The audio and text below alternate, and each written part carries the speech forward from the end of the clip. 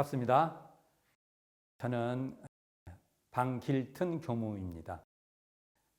정전 이야기를 시작했죠. 제가 이 이야기를 이야기꾼으로 잘 해야 되는데 사실 좀 부담됩니다. 오늘은 특히 더 부담됩니다. 왜 그러냐면은 정전 편찬 과정에 대해서 좀 말씀을 드릴까 합니다. 그리고 정전이 가지는 그 가치와 위상에 대해서도 좀 말씀을 드려볼까 합니다. 정전 편찬 과정은 연도도 많이 나와요. 그리고 막 이름, 책 제목이 마구마구 나옵니다. 그래서 헷갈리실 거예요. 그래도 한 번은 소태산 대종사라는 인물이 어떤 노력을 했는지를 우리가 한번 그냥 결론만 딱 나오면 재미없잖아요. 그분이 그냥 어느 하루아침에 뭘 탁 만든 게 아니고요. 굉장한 노고가 있습니다. 그 안에. 그리고 그 제자들하고 그 많은 그 합력을 통해서 정전이라는 그 대하 드라마를 만들어 갑니다. 이것을 그냥 결론만 딱 말하기는 제가 너무 아쉬워요. 그래서 약간은 어렵고 조금 난해함이 있지만 한번 이야기를 전개해 볼까 합니다. 자, 그러면 소태산 대종사가 이 편찬에 갔던 이 정전의 그 숨결, 어찌 보면 소태산의 숨결이죠.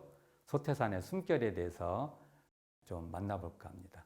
소태산 대종사의 일대기를 원불교 안에서는 소태산 대종사 10상이라 해서 10가지 모습으로 나누어서 설명을 합니다.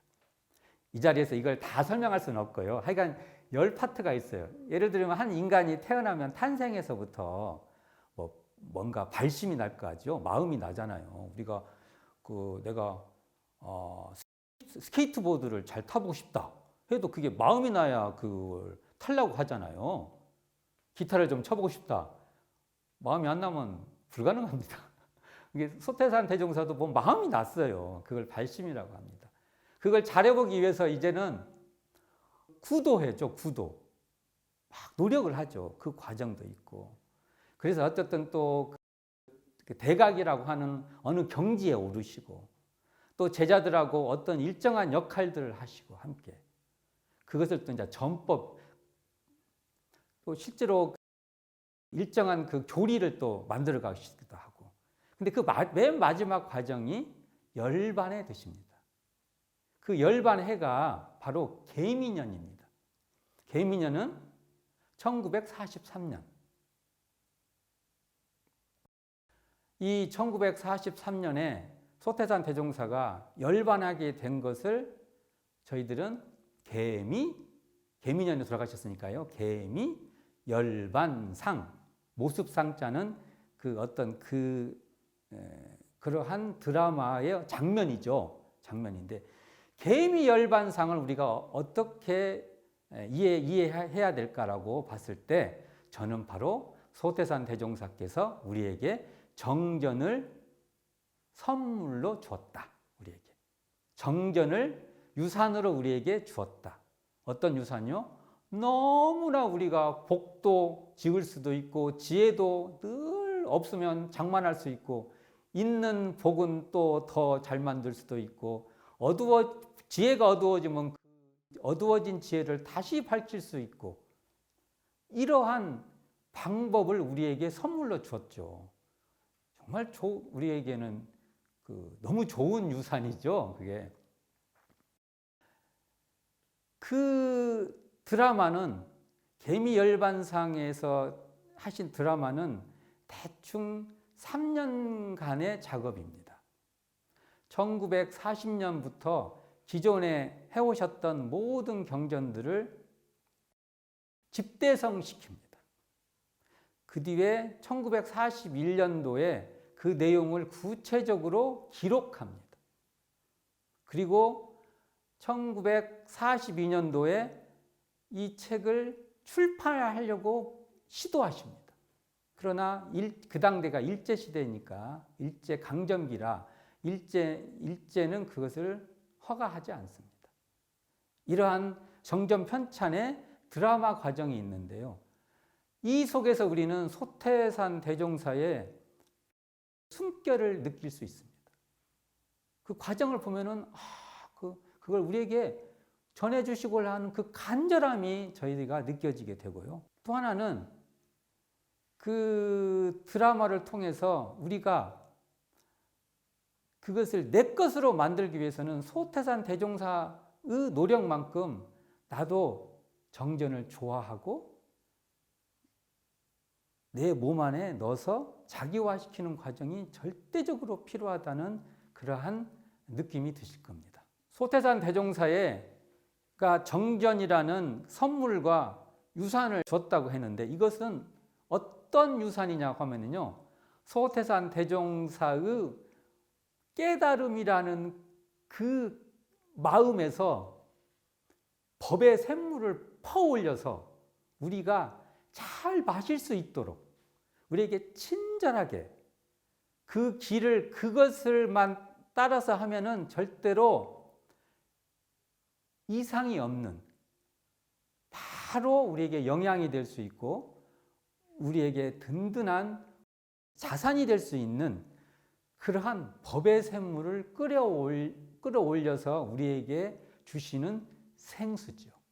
소태산 대종사께서 정전을 편찬할 때 얼마나 노력을 했는지 그 과정이 대종경에 기록되어 있습니다.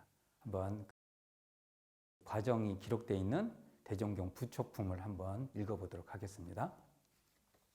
대종사 열반을 1년 앞두시고 그동안 진행되어 오던 정전의 편찬을 자주 재촉하시며 감정의 붓을 들으심에 시간이 밤중에 미치는 때가 잦으시더니 드디어 성편됨에 바로 인쇄에 붙이게 하시고 제자들에게 말씀하시기를 때가 급하여 이제 만전을 다 하지는 못하였으나 나의 일생 포부와 경륜이 그 대요는 이 한 권에 거의 표현되어 있나니 삼가 받아가져서 말로 배우고 몸으로 실행하고 마음으로 증득하여 이 법이 후대만대의 길이 전하게 하라. 앞으로 세계 사람들이 이 법을 알아보고 크게 감격하고 봉대할 사람이 수가 없으리라. 부촉품 3장 말씀이었습니다.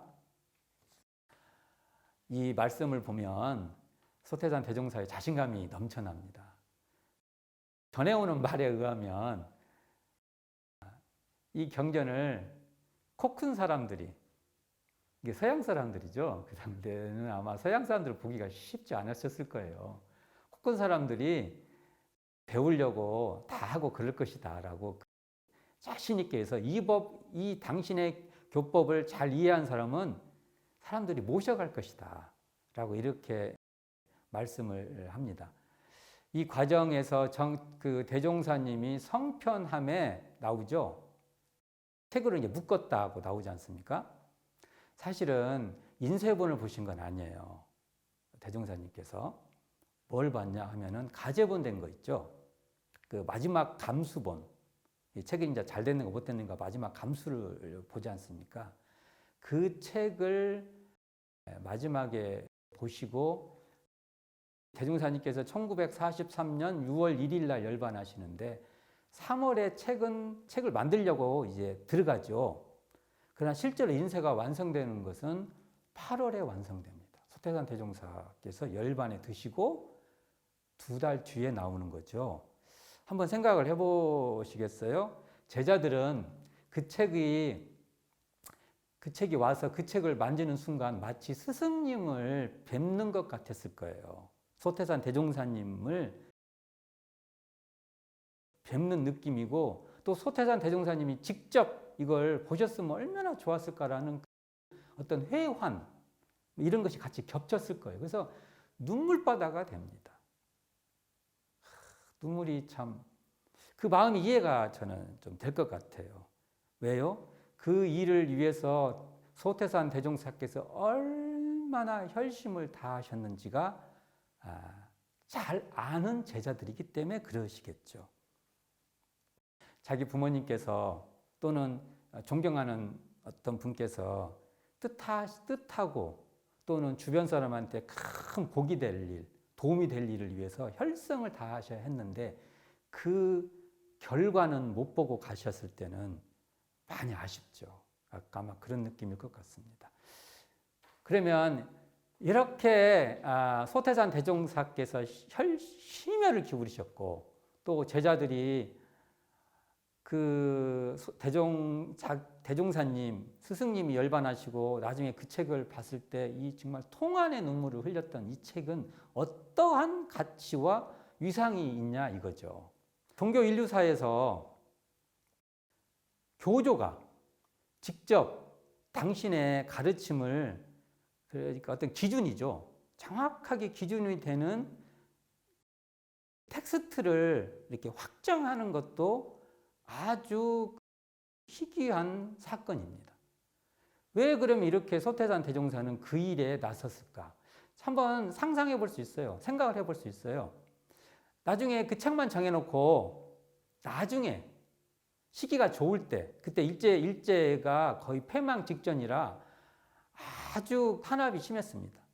황도불교라고 해서 일제 천황을 찬양하지 않으면 일체의 출판이 허가되지도 않고 뭐가 어려운 시기였는데 그런 것을 무릅쓰고 시도를 하십니다. 왜 그러셨을까? 한번 생각을 해보는데요. 그 책 서명, 책 제목이죠. 정전, 바를 정자, 경전전자 할 때 이 바른 정전이라는 이름에 그 뜻이 있는 것 같습니다. 당신께서 그 의도를, 당신의 뜻을 활자라는 문명 속에 분명히 밝히고 싶었던 것 같아요.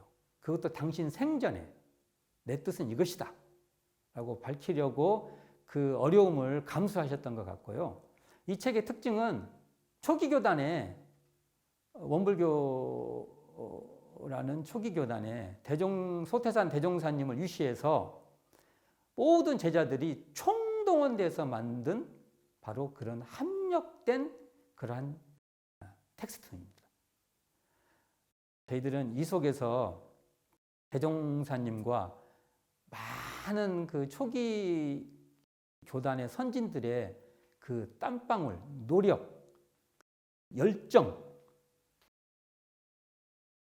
의지 이런 것들도 글과 글 사이에서 그 느낌을 읽어낼 때 더 생동감 있고 내 안에서도 맥박이 뛰는 그 경험이 될 것이라고 여깁니다. 정전은 말 그대로 제목에 있는 그대로 원불교의 기준이자 또 결론입니다. 그 정전에 기준하지 않는다고 하면은 원불교의 가르침의 정체성에서 벗어나게 됩니다. 반드시 우리는 정전을 늘 원불교 수행을 하고 싶은 분들은 정전이라는 이 텍스트를 많이 좋아하고 사랑하고 스스로 해보고 또 느껴보고 또 행복해보고 그럴 수 있는 기회가 꼭 오기를 바랍니다. 감사합니다.